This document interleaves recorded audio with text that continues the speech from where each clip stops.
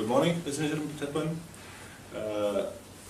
I hope now I am starting a block of more technical presentations. That is my field of interest. My presentation will focus to the statistical analysis of attacks being quite frequent and being caught on our in our honeynet. First of all, I would like to explain why do we do a research in attacks. I think the reason or the reasons are obvious. I think everybody knows that there are a lot of attacks every day, not only against individual users, also against, especially against services and servers and so on. Majority of them, maybe not all, and not the most dangerous ones, but majority of them comes from structures usually called botnets, structures of many computers controlled remotely by malicious people like hackers. But what is important and what we try to focus is what do they do really? Not who are they? It's difficult to find, and it is not important their personality, but their intentions. What do they do, and how to avoid? What are the ways how to avoid?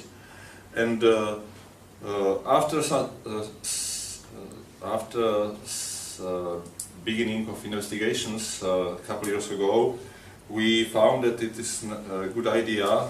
It could be a good idea to focus to investigate in details what individual or attackers or their groups do, and to classify somehow them.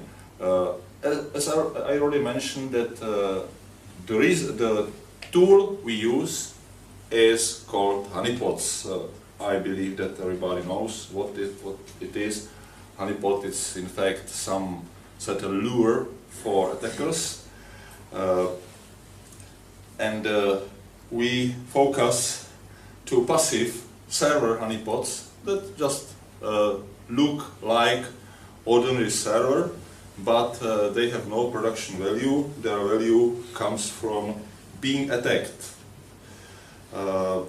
In this presentation, I am focusing to low interaction honeypots that focus to emulate basic services of an operating system or a service, not the whole system, as high interaction honeypots do.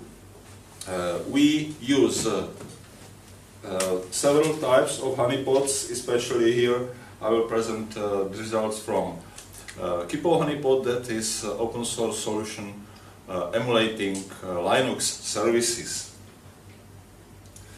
There is definitely one limitation in low interaction honeypots. Low interaction honeypots are tools that are easy to deploy, they are relatively safe to operate in any network, but the limitation comes from the fact that only a limited set of services of the operating system, Linux here, are available and are emulated. In this case, especially SSH service. After being attacked, every single attack is recorded and stored in a database, and later it's analyzed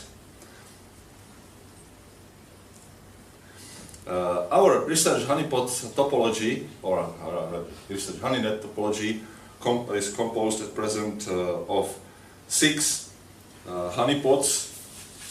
As you can see, we focus to, or we deploy them at present in Czech Republic and Slovakia, but we plan to extend our network in other countries as well in the future.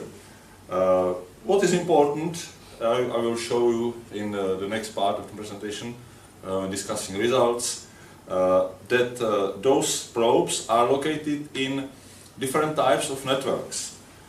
First 2 honeypots on the left, they are in academic networks.